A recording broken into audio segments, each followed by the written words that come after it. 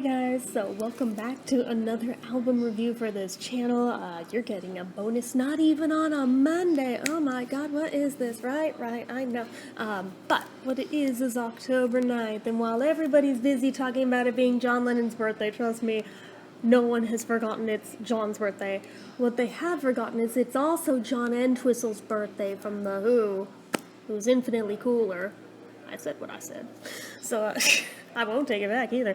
But, shut up. I'm not editing that out. So anyway, I was really just like, which one do I even pick?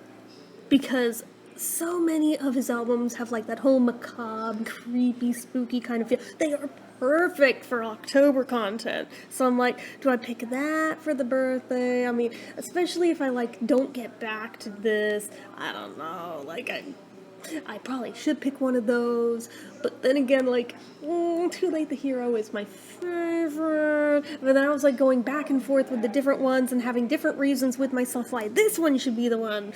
And basically reasoned with myself, why not just start at the beginning and do all of them? Because let's face it, no one is freaking talking about John Entwistle on YouTube, and that pisses me the hell off, and we're changing that. Be the change you want to see, right? So anyway, we're just going to start right at the start with Smash Your Head Against the Wall. So, I mean, this album, for being a first attempt at a solo album, no less, I cannot begin to tell you how freaking good this is. Everyone talks about Empty Glass, blah, blah, blah, blah, blah. Shut up. Just hold that thought. Give this a chance. If you never have, like, thank me later, but give this a damn chance. I swear to you. You will thank me later. So the first track on here is called My Size. And oh my god, like, straight out of the gate, this almost sounds like something that could have been tossed off by, like, Led Zeppelin. This has a Zeppelin vibe to it.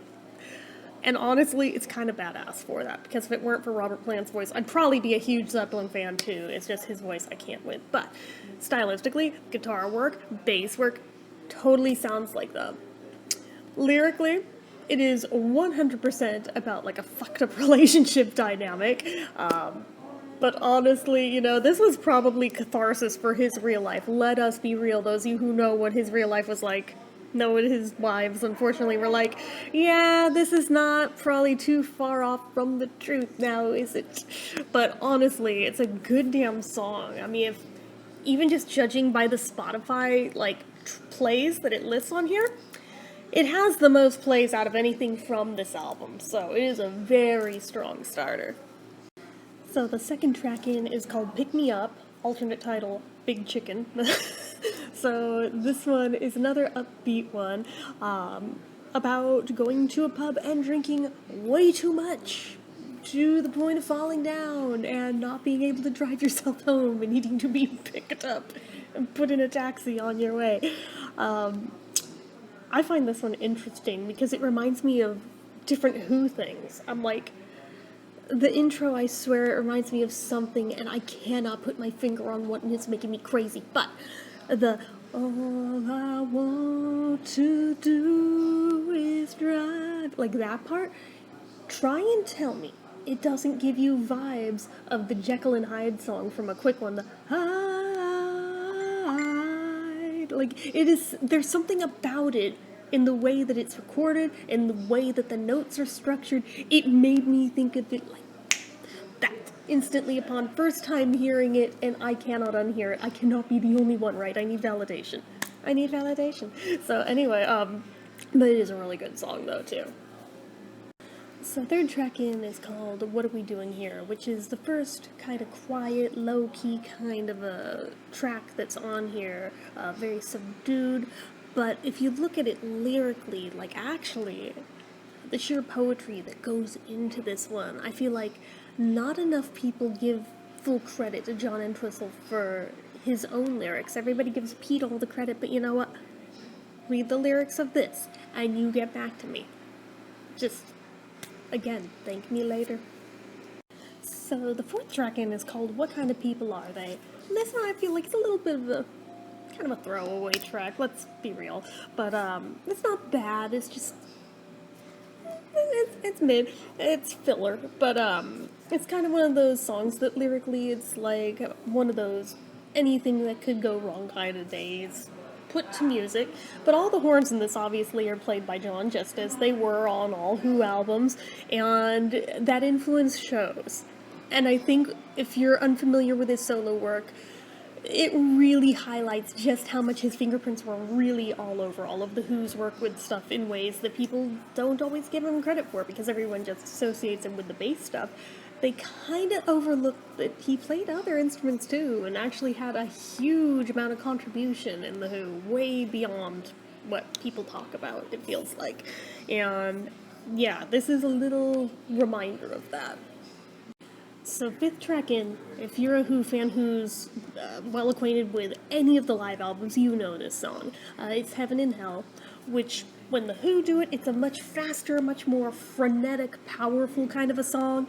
This is more like the slow jams, chill vibes kind of version of it. And I have to be honest, I prefer the Who version.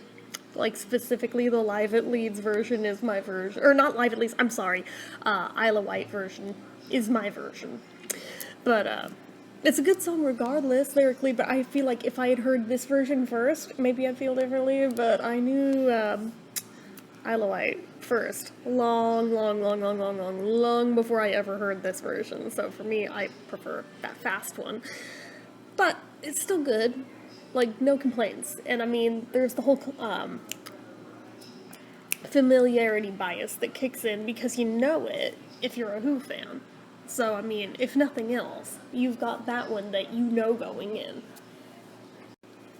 So the sixth track in is called Ted End. And I view this song as like John Entwistle's answer to the Beatles' Eleanor Rigby, because it is another similar, very much dark song about someone dying and literally no one showing up to the funeral. But anyway, the difference being, the Beatles one is quite somber, whereas John's, it's very tongue-in-cheek the way he goes about it. It sounds very morbid, and it is, but in a funny way.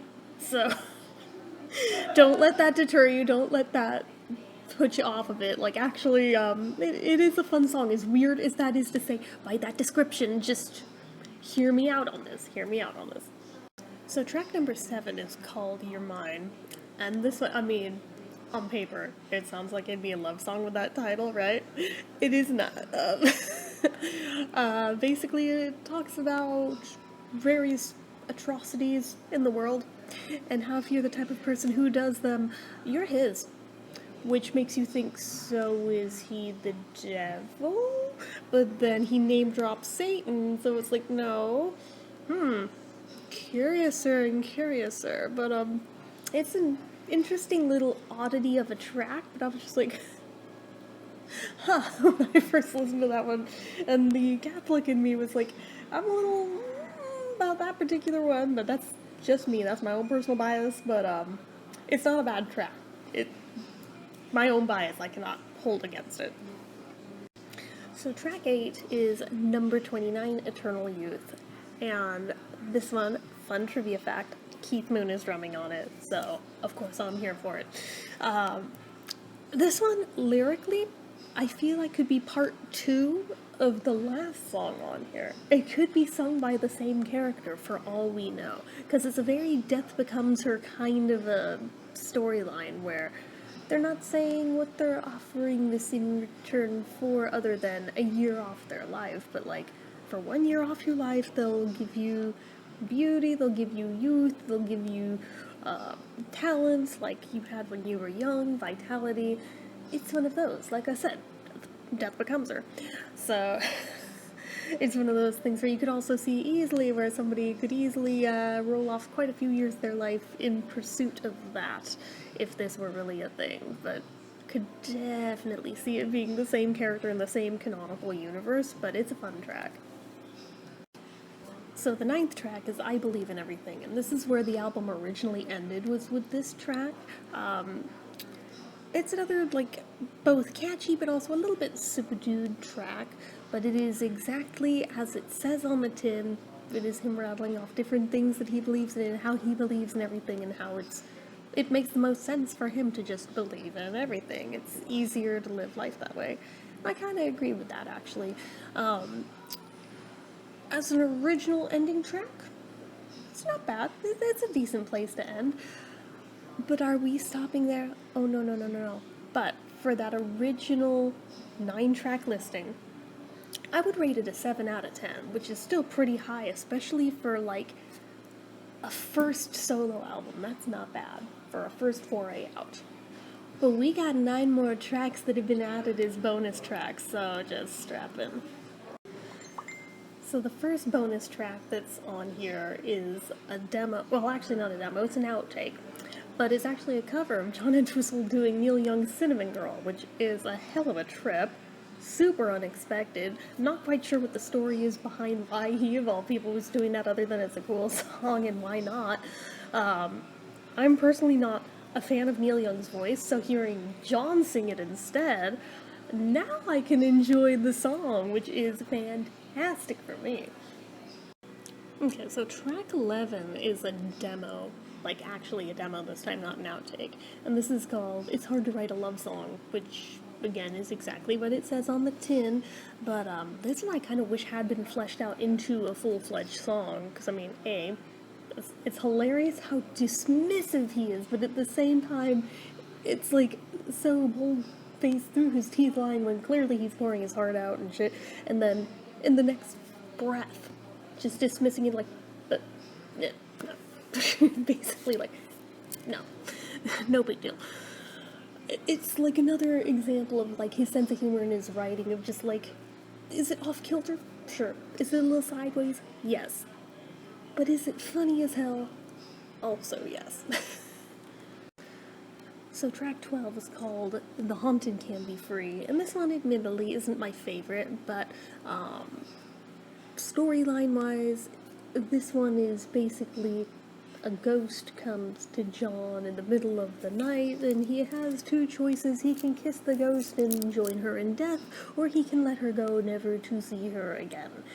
It's an interesting concept, and he has, like, some ghostly singing throughout it to try to add to the whole ethereal, spooky vibes, and it kind of does capture it. But as a demo, I'm like, I kind of see why this one never made it further than demo status, but it could have maybe had potential if it had been really worked on more so than what was here, but I mean, it's not the worst thing. So track 13 is a demo called World Behind My Face, and this one is interesting because I feel like John really let his guard down on this one, and he let a lot of his insecurities through in the lyrics here, so it's just like, you peel back the layers of all, like, the macabre stuff, of all the scary stuff, and you get to John when you get to ones like this, and it's very telling. That said, it is another one where I see why it never made it out of demo status, because, I mean, the way that he worked it, there's a lot of stuff that is discordant in it, there's a lot of it that's kind of mismatched, and maybe that was intentional for trying to go with what the themes of the song is like, but, it's still an interesting listen nonetheless to try to get, like, a glimpse inside his mind. So track 14, now we're into demos of stuff that actually made it onto the album. So now we have a demo of My Size.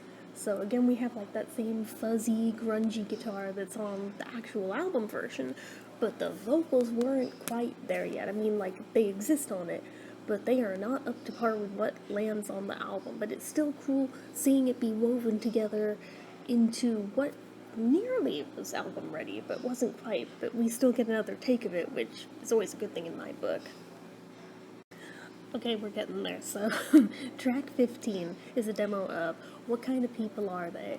And while this one I think is kind of like the reverse of the last one, where the vocals are actually stronger on this, whereas the music wasn't fully fleshed out quite yet. Like, some of it is, other parts you can tell where it wasn't there yet, but the vocals are so raw and so real. You can feel the emotion behind the lyrics on this demo. I feel they don't come through as much in the actual album version. but they do here. So it's definitely worth the time of day to visit this one. Okay, track 16 is the demo of Pick Me Up, Big Chicken, which, oh my god, this one, it's faster, it has like a more shuffly kind of drum beat that almost makes it feel like a garage band in a way, which also just, I don't know, it adds to the whole demo feel of it all. I almost have to wonder if Keith is drumming on this one too, because of the way the drums sound. I hate to say it, I think I prefer the demo version of this too, even though I also really like the album version, but honestly, this one really goes. Like, I'm kind of surprised they didn't go quite with this direction for the finished product. So track 17 is the demo for number 29, Eternal Youth, which, if I wasn't convinced before that the last track had Keith Moon on it, now I'm really, really convinced, because this one sounds like it was recorded in the same session as the other one, in the same setting, in the same everything, the drums sound about the same. I am fairly convinced, unless you know otherwise. But anyway, so this one, it's interesting because the keyboards on this version of it almost make it feel like an 80s, almost new wave-ish kind of a track. It's giving almost like, you know that song Safety Dance? Like, you can dance if you want to, do, do, do, do, do, do. There's something about the keyboard that makes me think specifically of that. So, it does feel 80s-ish to me, even though it's definitely not. It is way, way, way before the 80s ever even thought of happening. But it is a cool demo version, as opposed to the real version, which, like, just compare and contrast. It's like, huh, yeah, I definitely see how you got from here to here, but it's interesting seeing what stuff stayed put and what stuff changed. And finally, that brings us to the demo for Ted End, which isn't terribly different from the album version other than just quality-wise. This one sounds almost like it was recorded in a bathroom. The audio quality is so poor on it, which, disappointing, but it is what it is. But it otherwise isn't that different. It's pretty samey. So factoring in all of the bonus tracks with this album, I would maybe even bump it up to a 7.5 out of 10. But it's one example of an album where the bonus tracks really don't make that huge of a difference in my final assessment scoring of the album. Usually it's like night and day. This one is actually pretty steady, which I think is actually quite telling for John Entwistle's songwriting, that even in their demo phases, that honestly they largely hold up to the same standard as the album stuff. That's pretty damn good, you know? So anyway, those are my thoughts on his first foray into the solo music world. Hopefully you guys enjoyed it. Hopefully you guys will actually check this album out. You have no excuses. If you have Spotify, you have no excuses because it's on there now. So as of last year, it is on there. But anyway, I hope to do more Entwistle reviews. I don't know that anyone will watch them, but I feel inclined to make them anyway, so it is what it is. Anyway, that is it for this one, guys. So as usual, you know what to do. If you like this video, go ahead and give it a like. If you're not already and you'd like to click subscribe, hit that notification bell icon so you never miss an upload. Leave comments down below. Make sure you're following my social media accounts, my Facebook fan page, my Twitter, my Instagram, my eBay, my Reddits, everything and more. It's all down below. And if you'd like what I do here on this channel and you'd like to help support it, the donation link, as always, is down in the description. Get your name on the end card for a month from the time of donating. Anyway, guys, till next time, see ya.